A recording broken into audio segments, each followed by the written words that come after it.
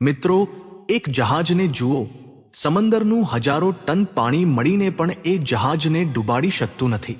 એ જહાજ ત્યારે ડૂબે છે જ્યારે એ પાણી તેની અંદર આવી જાય છે.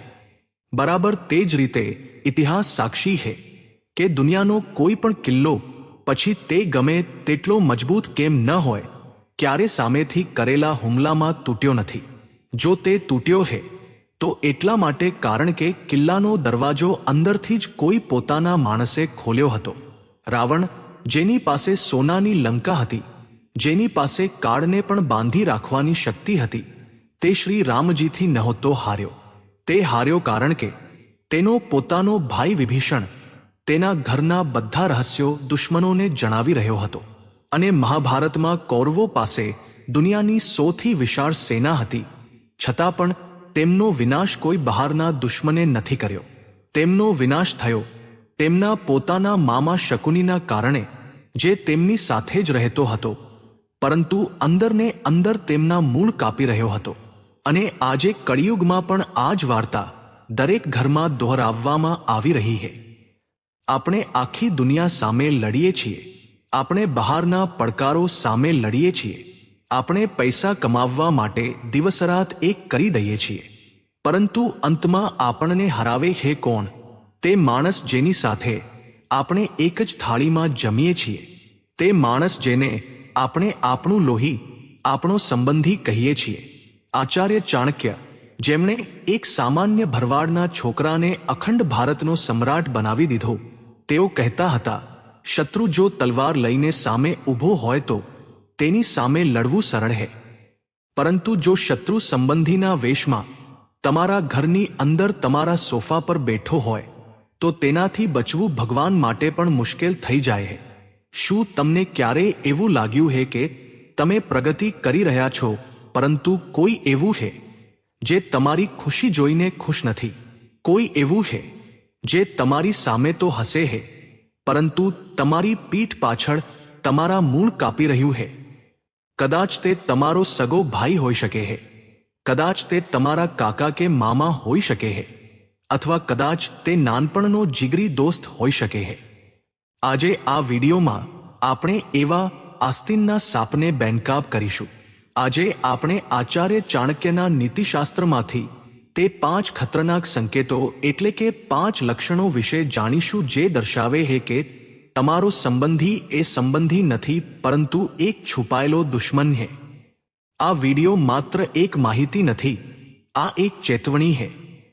જો આજે તમે આ સંકેતોને નજરઅંદાજ કર્યા તો કાલે બહુ મોડું થઈ જશે. તો ચાલો ઓળખવાનું શરૂ કરીએ. નંબર 1, અતિશય મીઠાશ અને જાસૂસી લોકો. ચાણક્ય કહે છે કે જે શત્રુ અમૃત જેવી મીઠી વાતો કરે, સમજી લો કે તેના મનમાં હળાહળ ઝેર ભરેલું છે. જરા વિચારો, એક શિકારી જ્યારે કોઈ પ્રાણીનો શિકાર કરવા ઈચ્છે છે તો શું તે લાકડી લઈને તેની પાછળ દોડે છે? ના, તે ચૂપચાપ બેસે છે અને ચણ નાખે છે. તે પ્રાણીને લલચાવે છે. બરાબર આ જ રીતે જે સંબંધીઓ તમારાથી બળે છે તે ક્યારે સીધી રીતે તમારી સાથે નહીં લડે. તેઓ તમારી સામે બહુ મીઠા બની જશે. તેઓ અચાનક તમારા ઘરે આવશે, તમારા બાળકોના માથા પર હાથ ફેરવશે અને કહેશે, અરે ભાઈ સાહબ, તમારી તો કેવી કિસ્મત છે. તમારું ઘર તો મહેલ જેવું છે, તમારા બાળકો તો હીરો છે. તમને લાગશે કે વાહ, આ માણસ મને કેટલો માને છે, આ મારી પ્રગતિથી કેટલો ખુશ છે.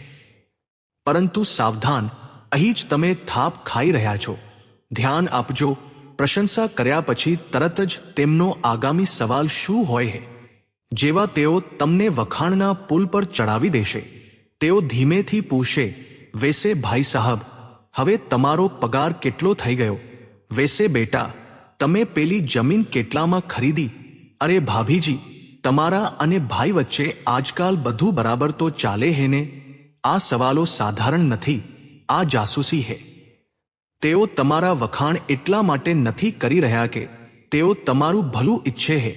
તેઓ વખાણ એટલા માટે કરે છે જેથી તમે ભાવુક થઈ જાઓ. માણસની નબળાઈ છે કે પોતાના વખાણ સાંભળીને તે પીગળી જાય છે અને પોતાના દિલના બધા રહસ્યો ખોલી દે. તમે જોશમાં આવીને કહી દેશો, હા કાકાજી, હજી તો મેં 25 લાખની લોન લીધી હે અને બિઝનેસમાં થોડું રિસ્ક હે. બસ આજ તેઓ સાંભળવા માંગતા હતા. જેવી તેમને ખબર પડશે કે તમે લોનમાં છો અથવા તમારા ઘરમાં ઝઘડા ચાલી રહ્યા હે, તેઓ આ વાત આખા શહેરમાં, આખા ખાનદાનમાં ફેલાવી દેશે. તેઓ તમારી નબળાઈનો ઉપયોગ તમને નીચા દેખાડવા માટે કરશે. ચાણક્ય કહે છે કે પોતાની યોજના, પોતાનું ધન અને પોતાના ઘરની ખામીઓ ક્યારેય કોઈને ન જણાવો, પછી તે ગમે તેટલો પોતાનો કેમ ન હોય. સાચો સંબંધી એ હોય છે જે મોઢા પર કડવું બોલે, જે તમને તમારી ભૂલ જણાવે, જે તમારી ખુશામત કરે છે. તે તમારો મિત્ર નથી, તે તમારો કાર્ડ છે. આવા મીઠા લોકો સામે હંમેશા મૌન રહેવું એ જ સૌથી મોટી સમજદારી છે. નંબર 2, મજાકની આડમાં અપમાન કરવું. ચાણક્ય કહે છે કે અપમાનિત થઈને જીવવા કરતાં મરી જવું સારું.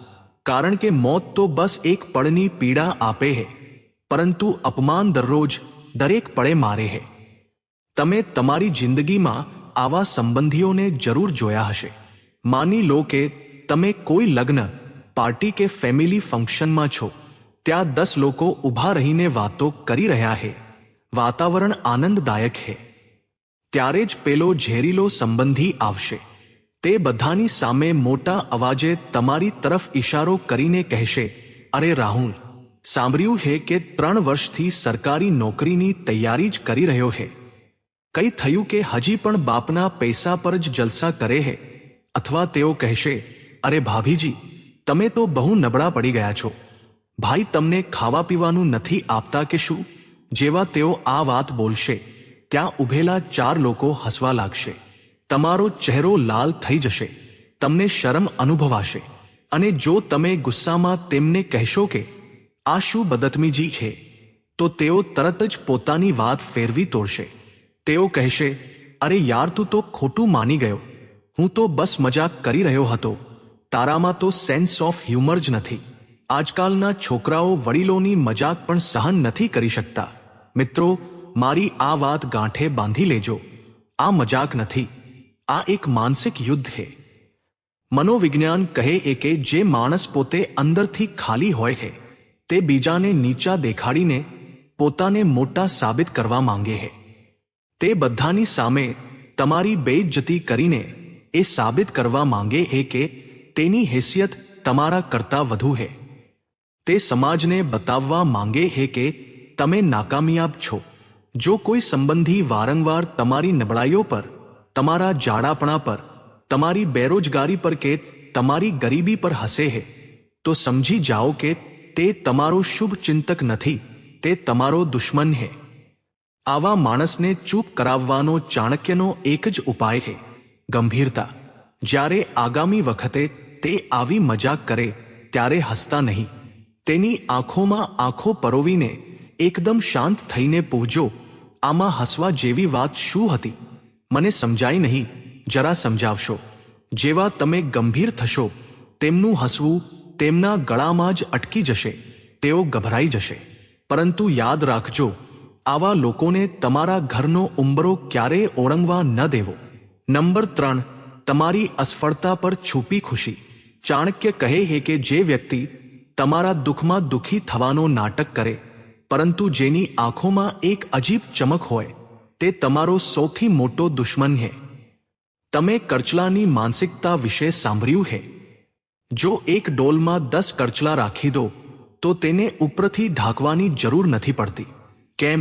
કારણ કે જેવો એક કરચલો મહેનત કરીને ઉપર ચડવાનો પ્રયત્ન કરે છે, બાકીના 9 કરચલા તેની ટાટિયાખેંચ કરીને તેને નીચે ખેંચી લે છે.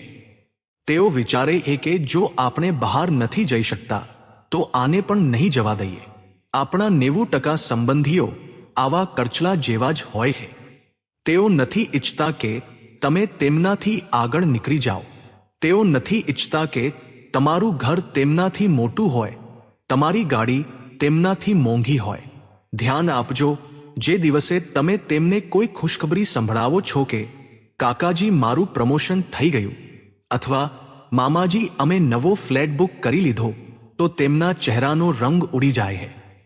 તેઓ એક મોં વકાસેલું કૃત્રિમ હાસ્ય હસશે અને કહેશે, અચ્છા, ચલો, સરસ, બહુ સરસ. પરંતુ અંદરને અંદર તેમને ઈર્ષ્યાની આગ લાગી જાય છે. તેઓ આખી રાત ઊંઘી નથી શકતા કે આ અમારાથી આગળ કેવી રીતે નીકળી ગયો.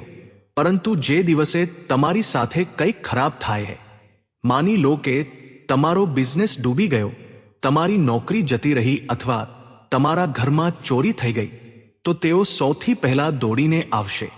તેઓ મગરના આંસુ વહાવશે. તેઓ કહેશે, અરે બેટા, બહુ ખરાબ થયું.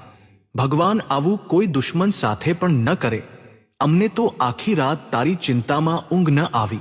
પરંતુ સાચું તો એ કે તેઓ મનોમન જશ્ન મનાવી રહ્યા હોય છે. તેમને શાંતિ મળે છે કે ચલો, શુક્ર હે, આ પાછો નીચે પડી ગયો. હવે આ અમારા બરાબર આવી ગયો. આ લોકો તમારા આંસુ લૂવા નથી આવતા. આ એ જોવા આવે છે કે તમે કેટલા બરબાદ થયા છો, જેથી તેઓ પછીથી બીજા લોકોને મજા લઈ લઈને તમારી બરબાદીની વાર્તા સંભળાવી શકે. આવા લોકોને ક્યારે પોતાની અસફળતા ન જણાવવી અને પોતાની સફળતાનો ઢંઢેરો તો બિલકુલ ન પીટવો. નંબર 4, ખોટી સલાહ આપનાર વ્યક્તિ. ચાણક્ય કહે છે કે દુષ્ટ વ્યક્તિની સલાહ સોનાના ઘડામાં રાખેલા ઝેર સમાન છે. ઉપરથી સુંદર પરંતુ અંદરથી જીવલેણ. મહાભારતમાં દુર્યોધન ક્યારે ન હારત જો તેને શકુની મામાની ખોટી સલાહ ન મળી હોત. રામાયણમાં કૈકેયી ક્યારે રામને વનવાસ ન મોકલત જો તેને મંથરાએ ખોટી પટ્ટી ન ભણાવી હોત. કેટલાક સંબંધીઓ એવા હોય છે જે તમને જાણી જોઈને ખોટો રસ્તો બતાવે છે. તેઓ તમારા માર્ગદર્શક બનવાનો નાટક કરે છે, પરંતુ અસલમાં તેઓ તમને ખાઈમાં ધકેલી રહ્યા હોય છે. માની લો કે તમે કોઈ નવો વ્યાપાર શરૂ કરવા માંગો છો અથવા કોઈ મોટું જોખમ લેવા માંગો છો. તમે ઉત્સાહમાં તેમની પાસે સલાહ લેવા જશો. તમે કહેશો, મામાજી, હું વિચારું છું કે નોકરી છોડીને મારું પોતાનું સ્ટાર્ટઅપ શરૂ કરું. તેઓ તમારા ખભા પર હાથ મૂકશે, કપાળ પર ચિંતાની કરચલીઓ લાવશે અને કહેશે, અરે બેટા, પાગલ થઈ ગયો છે કે શું? વ્યાપારમાં શું રાખ્યું છે? મેં દુનિયા જોઈ છે. આમાં તો બહુ રિસ્ક છે. ડૂબી જઈશ, રોડ પર આવી જઈશ. એના કરતાં સારું છે કે કોઈ સુરક્ષિત નાની મોટી નોકરી કરી લે, શાંતિની રોટલી ખા. અથવા તેઓ તમને એવી જગ્યાએ પૈસા રોકવાનું કહેશે જ્યાં તમારું નુકસાન થવું નક્કી હોય. હવે સવાલ એ છે કે તેઓ એવું કેમ કરે છે? શું તેઓ ખરેખર તમારી ચિંતા કરે છે? ના, તેઓ ડરે છે. તેમને ડર છે કે જો તમે રિસ્ક લઈને સફળ થઈ ગયા તો તમે તેમનાથી બહુ મોટા માણસ બની જશો. તમારી ગાડી તેમની ગાડીથી મોટી થઈ જશે. તમારું ઘર તેમના ઘરથી સુંદર થઈ જશે. અને આ વાત તેમના અહંકારને બરદાસ્ત નહીં થાય. એટલા માટે તેઓ ઈચ્છે છે કે તમે હંમેશા ડરીને રહો. તેઓ ઈચ્છે છે કે તમે સુરક્ષિત રહો, પરંતુ તેમનાથી નીચે રહો. યાદ રાખજો, સલાહ તેની પાસેથી જ લો જે એ રસ્તા પર ચાલી ચૂક્યો હોય અથવા જે ખરેખર તમારું ભલું ઈચ્છતો હોય. આવા ડરેલા અને બળતરા કરતા સંબંધીઓની વાત સાંભળીને પોતાના સપનાઓનું ગળું ન ઘોંટતા. પોતાની બુદ્ધિનો ઉપયોગ કરજો, કારણ કે તમારી જીતથી તેમને પોતાની હાર અનુભવાય છે. નંબર 5, મુસીબતમાં ગાયબ થઈ જવું. ચાણક્ય કહે છે કે સાચો મિત્ર, સાચી પત્ની અને સાચો સંબંધી એ જ છે જે આપતકાલીન સ્થિતિમાં, એટલે કે મુસીબતમાં તમારી સાથે ઊભો રહે. સુખના સાથી તો હજારો મળી જશે.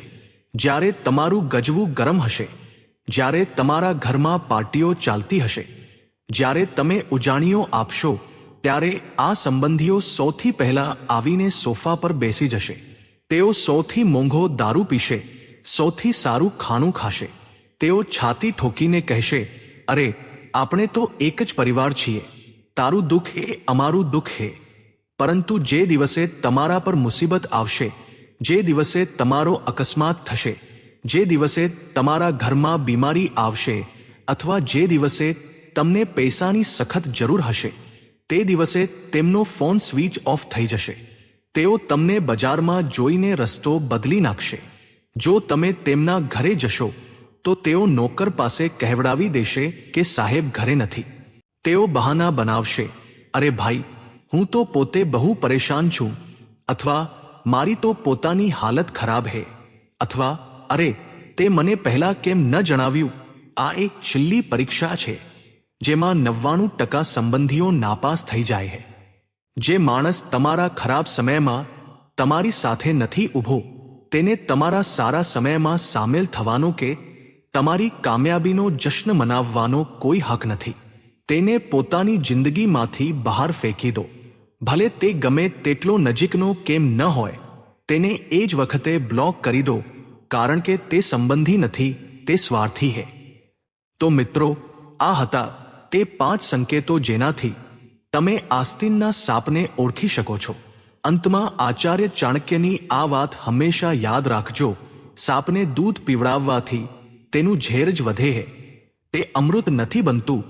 આવા ઝેરીલા સંબંધીઓ સાથે લડો નહીં, તેમની સાથે દલીલબાજી ન કરો, તેમને સમજાવવાનો પ્રયત્ન ન કરો, બસ તેમનાથી અંતર જાળવી લો. તમારી પ્રગતિનો શોર ન મચાવો, પોતાની નબળાઈ કોઈને ન જણાવો, અને પોતાની ખુશીઓ માત્ર તે લોકો સાથે વહેંચો જે ખરેખર તમારા પોતાના છે. યાદ રાખજો, લોહીનો સંબંધ હોવો જરૂરી નથી, દિલનો સંબંધ હોવો જરૂરી છે. કર્ણ અને દુર્યોધનનો લોહીનો સંબંધ નહોતો, છતાં તેઓ સગા ભાઈઓથી વધીને હતા, અને વિભીષણ તથા રાવણ સગા ભાઈઓ હતા, છતાં દુશ્મન બની ગયા. હવે નિર્ણય તમારા હાથમાં છે. શું તમે આસ્તીનના સાપોને દૂધ પીવડાવતા રહેશો, કે પછી તેમને ઓળખીને પોતાની જિંદગી અને પોતાના પરિવારને સુરક્ષિત કરશો? જો આ વિડીયોએ તમારી આંખો ખોલી હોય તો આ વિડીયોને લાઈક કરો અને કોમેન્ટમાં લખો, હું જાગૃત છું, કારણ કે લખવાથી સંકલ્પ પાકો થાય છે. અને જો તમે ઈચ્છો છો કે ભવિષ્યમાં તમે આવા ધોકેબાજોથી બચેલા રહો તો ચેનલને અત્યારે જ સબસ્ક્રાઇબ કરો અને બેલ આઇકન દબાવો. અમે ઈચ્છીએ છીએ કે અમારો દરેક સબસ્ક્રાઇબર જીવનમાં ચાણક્યની જેમ બુદ્ધિશાળી બને. જો તમે ચાણક્ય નીતિના વધુ ઊંડા રહસ્યો જાણવા માંગતા હોવ તો તમે અમારી ચેનલ પર રહેલા બીજા વિડીયો જરૂર જુઓ. તેમાં અમે જીવન જીવવાની તે ગુપ્ત રીતો જણાવી છે જે તમને કોઈ નહીં શીખવે. તો મિત્રો, આજ માટે બસ આટલું જ. ફરી મળીશું એક આવા જ નવા વિડીયોમાં. ત્યાં સુધી બધા હસતા રહો, ખુશ રહો અને પોતાનું ધ્યાન રાખો. વિડીયોમાં અંત સુધી બની રહેવા માટે ધન્યવાદ. તમારો દિવસ શુભ રહે.